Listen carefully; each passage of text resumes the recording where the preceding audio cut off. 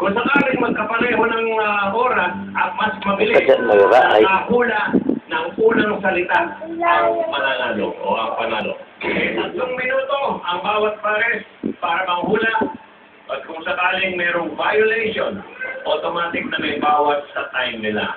Nakabantay ang technical committee natin at sa bawat sagot at galaw ng mga players, automatic disqualification. Okay. Pag may nag-coach sa players, kulong. Perpetua. Perpetua. Okay. Kapag nag-pass ang mga players, hindi na nila maaaring balikan yung salita. At sakali namang hindi mapit ng pares ang team na nauna sa kanila, pwede na rin silang mag-uwi ng 20,000 pesos.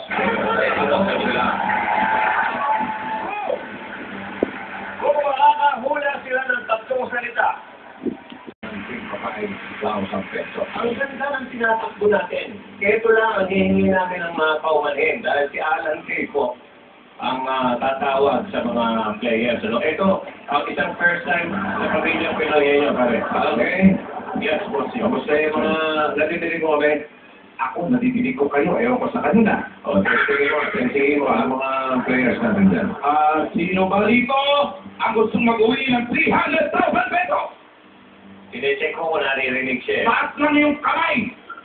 Hindi naman kaya mga naging suplada. Oo nga, tingnan na yan. Tingnan mo. Testing mo natin kung naririnig nila. Hindi po. Sisinig ko. Malakas mo boses. Oo, malakas. Sino ang gusto mag-uwi ng 300,000 pesos? Taas kamay! Okay. Ayan. Okay. Wala gusto mag-uwi. Okay. First time na yan. Ito pa ang isang first time sa pamilyang Pinoy-Henyo, pare. Isang category at isang set of words lang ang paglalamanan ng mga pamilya. Okay? Para talagang parehas ang laban. Kaya naman natin sila dinala sa isolation room dahil isang set lang ng mga words. Ang gagawin sa final. Kung sino matindi. Correct. Ang ating category, eto, malalaman na natin.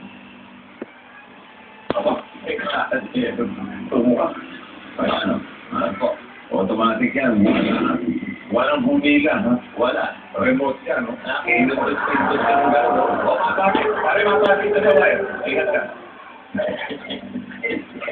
Wala. Automatic ka na yan. Ito po ang kategory.